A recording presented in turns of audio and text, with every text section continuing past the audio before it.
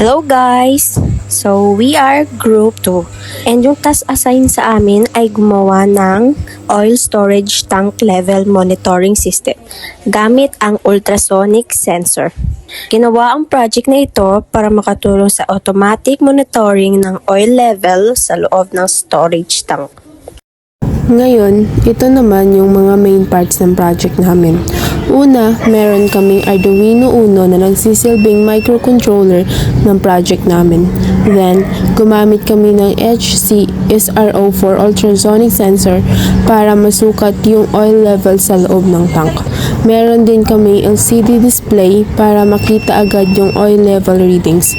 Tapos may buzzer alarm din kami na tutunog kapag umabot na ng 70% ang oil level.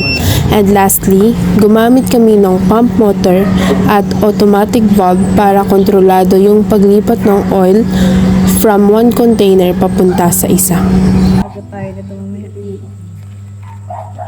So dito tayo sa PLC or Industrial Controller. So dito gina-control. So dito yung LCD.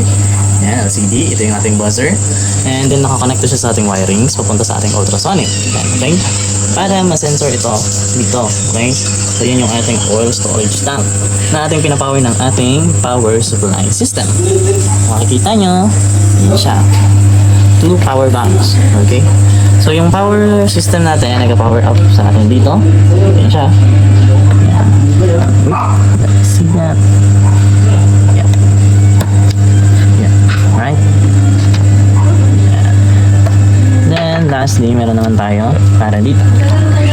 Dito tayo guys. Ating meron tayong supply tank na meron namang DC motor control na ating pupunta sa ating tank, pupunta dito. Yan. Oops, dito. Yan. Mag-stop dito siya na masisense ng ating ultrasonic. Alright? So, paano naman siya gumagana? Una, isi-open natin yung power supply na para sa microcontroller and sa pump motor. Ang mangyayari po is magpapump yung system ng oil from supply tank papuntang oil storage tank.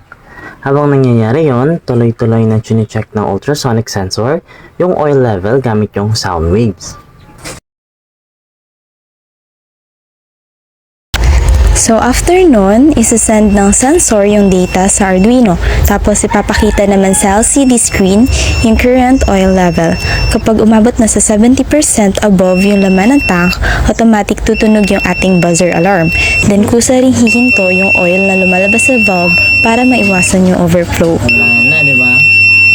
Then wait na lang sa final. So ang average natin guys para sa ating oil tank is usually around 70 to around 80 para safe siya. So wait lang natin kasi yung wave yan kapag tumutunog nasi-sensor yan siya ng ultrasonic. So ngayon love na pumunta siya ng 78 to 73. So wait lang natin. Yan. Kita nyo dito, wala na no? Kita nyo ba? Hindi angat mo. Okay pa. Wala na, di ba? Okay na. So pwede na natin bunutin dito. Hindi ka dito.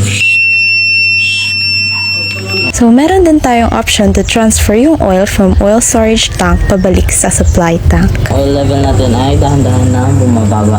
So kung makikita nyo dito, bumababa na rin siya. Okay guys, bumababa siya. Yung sensor natin, nare-read niya, pumupunta dito na transfer. Currently, we're at 56 to 50%.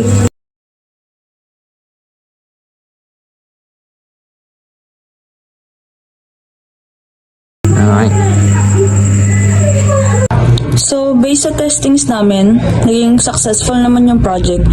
Na-monitor niya ng maayos yung oil level in real time and accurate din yung readings na lumalabas sa LCD. Na-detect din naman ng tama ng ultrasonic sensor yung oil level sa tank and also gumana yung automatic stopping system nung na-reach na yung preset oil level. So overall, makikita natin yung advantage ng pagkakaroon ng automation sa industrial aspect. Mas safe din siya gamitin dahil automatic na yung monitoring and warning system niya. May konting limitation lang tulad ng changes sa reading sensor kapag gumagalaw yung liquid.